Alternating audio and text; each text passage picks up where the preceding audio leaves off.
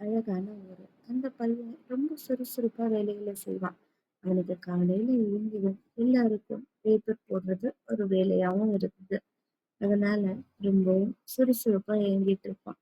ஆனா அன்னைக்கு அவனுக்கு ஏதோ ரொம்பவும் பசிச்சது. கையில காசு இருந்தாலும் பக்கத்துல எந்த கடையும் இல்லாததுனால என்ன பண்றதுன்னே தெரியல.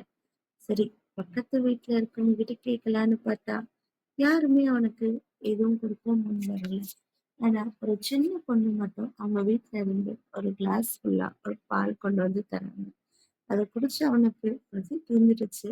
அந்த பாலுக்கான காச குடுக்க முயற்சிக்கிறான். ஆனா, அந்த பொண்ணு வாங்கல. சரி அப்படின்னு நன்றியோட கிளம்பிடுறான்.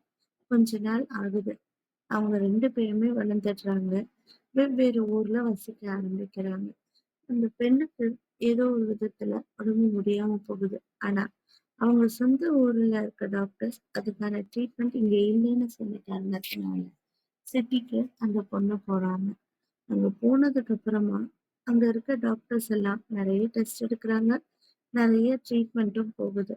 இந்த பொண்ணும் ரொம்ப நல்லா கவனிச்சுக்கிறாங்க. அக்கறை எடுத்து கவனிச்சுக்கிறாங்க. இன்னும் சொல்லப்போனா சீக்கிரமாவே குணமாயிடுறாங்க.